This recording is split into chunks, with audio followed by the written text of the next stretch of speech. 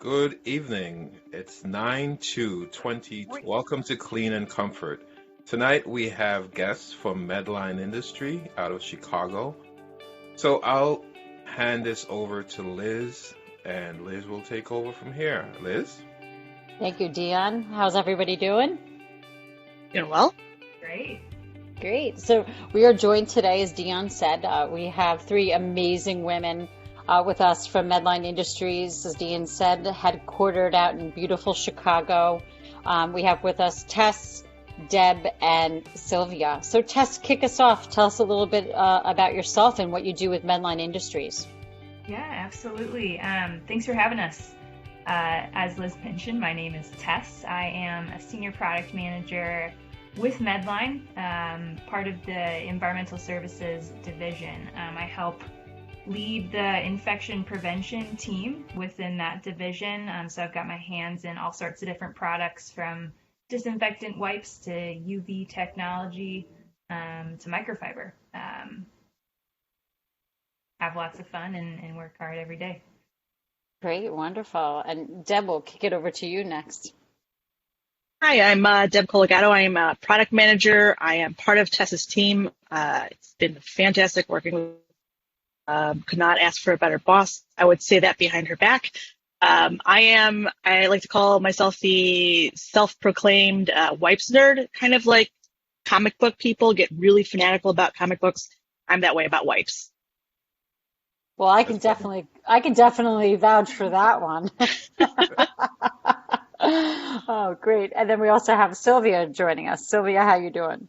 Great, excited to be here. Thank you. So I'm Sylvia Bernardis. I am the local account manager slash sales rep for the New York City market. I work for the textiles division, and that encompasses like all of our products from textiles, like apparel, environmental services, interiors, and everything to do with hand hygiene. So, wow, you And must have. let us not forget, we have Jeff in our background. Jeff, say hello. Hi, good evening, everybody. It's always a pleasure to be part of Clean and Comfort. Thanks for having me again. Welcome, Jeff. So, Sylvia, you mentioned hand hygiene. You must be extremely busy in light of our current and ongoing pandemic situation. extremely busy is an understatement. I don't think anybody could have imagined or prepared for, you know, how this year started. The demand has been unimaginable. But I think our division, our hand hygiene division, has done an incredible job of managing inventories and kind of dividing up the allocation for our customers to support them. And we've been able to support all of our customers. None of our customers have gone without so far. So I think we're on a good pace to carry us through, even through a second wave, if that should Right. happen. And speaking about your customers, Dion, Jeff, and myself all happen to be customers of yours because we're all located in the New York State and the city region. So thank you for all you've done to support us through it. I know when I've called you, you've always come through, email, text message. We lost contact for a while, and I called you yelling at you because I was worried about you. I'm like, you have to answer the phone. So thank you for all your support during COVID, sincerely. Medline has been always supportive of us, so we really appreciate that.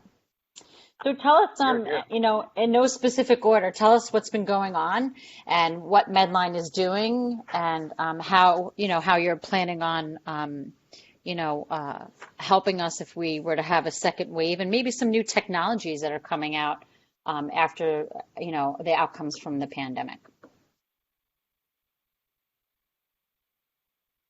Tess, you could take it away. Sure. So something we were kind of tossing around before we dive into products, even a concept we were tossing around before we popped on the airwaves here, was just about communication. So the vendor customer relationship, and how we navigate that on a day-to-day basis in the midst of a season like this, where there are so many unknowns and so many unprecedented happenings, some and many of which are are hard and really challenging and put us in difficult positions. That news is not news that we want to share, but I think it's important to share. So one of our priorities over the past few months, and I think will continue to be, it really has always been, but is really just now put in that spotlight, is how do we be transparent with our customers to say, hard stuff is happening, and let us kind of take you behind the curtain to give you the full picture so that you can react and plan and do what you need to do to make sure that you're taken care of, because ultimately at the end of the day, obviously we want to sell you products, but we also want to be a partner and make sure that first and foremost care is being provided to those that need it, and environments are being kept safe and clean in the ways that they need to be. So I think communication has definitely been and will continue to be a focus. So you talk about communication. I have a question, because I happened to be with Sylvia and Deb right at the very beginning of this first case, that. Right.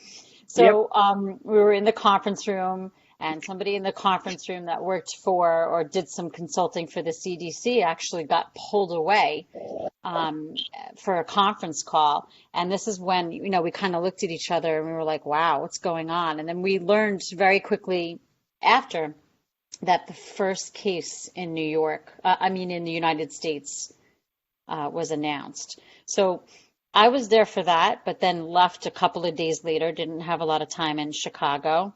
Except at O'Hare Airport, right, Sylvia? I spent way too much time in O'Hare Airport. Exactly. It's a beautiful airport with lovely amenities, so that's really great. Now you know why they put so much in the airport. So I was entertained and held over for quite a long time, and was treated to a nice ice storm that Chicago had. So what was it like? You talk about communication. What was it like just the days before this turned into quite an event? First pandemic in since what? The Spanish flu. 1914 was the teen. So, go ahead, Jeff. He's got it. It's 1918. 1918. Okay. Leave it to Jeff to know the exact date. So Tess, you talk about communication. What was the headquarters of Medline doing? How did you communicate to your huge teams? You have multiple levels of the building, and then you have all your regional team members like Sylvia that was in New York when you guys were in Chicago. So talk to us about that communication and what's going through your minds during the highest peak in all the different states within the U.S. I'm going to jump in. Pardon me, Tess. So I have an interesting background because before product management, I actually used to be in HR, and I really think very highly of the HR team at Medline, not only because I used to work with them and for them, but because of their response to this whole pandemic. So they went into emergency mode almost overnight. So someone like me who loves to be in the office and loves to see people, it pained me, but it also made me happy to see that, okay, they take this seriously. They understand this is a real issue. This isn't just some conspiracy theory. So it was an overnight response. Okay, everybody, you're going to work from home. It's going to be about a 3-week time period, and we'll reevaluate closer to the end of that time period to see, do we need to extend? At every time that we would get 2 weeks or more away from that, they would just be very proactive in saying, okay, we're extending work from home. Now that you have to work from home and you have been used to creature comforts that you get at the office, like dual monitors, stand-up desks, having the right kind of chairs, we need you to be continue to be as productive as you have been since the start of this pandemic. So I think Medline's leadership and owners have gone above and beyond being able to provide everything that all the tools that their employees need to be successful to work remotely. So we've traditionally been a work in the office type of company. However, I think something that Medline has always done incredibly well is to be nimble and adjust to what's going on in the world at that time. And this is no different, right? So pandemic, unknown to this generation, but our response is the same. Let's make sure our people are equipped, they can do what they need to do so that they can help the customers get what they need to get. And I think that makes us as employees feel really great to see that, they don't say, well, we're not in the business of furniture. We're not in the business of electronics, They say, what do you need? Say no more. Here, you can order it. Yeah, and I think that approach, to me, one, it shows just how much they care about the folks that are working for them, but two, I think underlying that is always this customer focus, because they know that if their people are taken care of, that their people are going to take care of their customers Absolutely. better, more quickly, all the things that really make Medline from a customer service perspective. So yeah, I think it really demonstrated both of those things: care for their people and. I wanted to touch on that because without you providing your items, our staff would not be happy. Part of their frustration was, in the beginning, was the hope or wondering if they would not get the products. But because of you, we never failed them. So it is a win-win situation, and I want to thank you guys for working so hard. Bravo. Absolutely. Thank you for the opportunity to do that. That's really great. So, any new technology, or you mentioned, I think Deb, you mentioned, if you want this, we're going to make this. If you need this, we're gonna create this.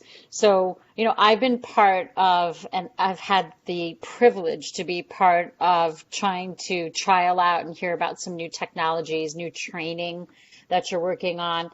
So the training part of this, Dion, Jeff, and I often have these conversations that without a well-run team, without a well-trained team that already is so process-driven, those hospitals without that would have been in a little bit of trouble at the start and the peak of the pandemic. And our team members at all our campuses and hospitals, we did really well because so well prepared, and we did have this amazing connection with all of our vendors, including Medline and all of you, and know who to reach out to. I mean, you guys were on speed dial for us, and that was really important because we weren't working from home, but we also were not working from our office. We were all in scrubs and out on the field because right from the onset we said we can't manage this entire thing the way that we manage every day. It's different. So we need to get on the front line with our team members, and we need to make sure that we are right alongside of them and ready to help and chip in. And Dion, I know you and I and Jeff had many conversations about that. So my question is, what out of all of the things that you're most proud of, what do you all feel together is something that was created, a new product or a new process or service that came out of the pandemic? It was infection control related. Yeah, was it training? Yeah, I could speak to one particular project that we really, I think it had already been in the works. It's all kind of a gray area thinking back to it, whether it was prompted by or it was one of those things that was just bound to happen. But as a team, we've, I think, always had and held the position that products are critical. You've got to have safe chemistries, fast contact times, killing the right things, but at the same time, process and protocol are just as critical. You have to have both.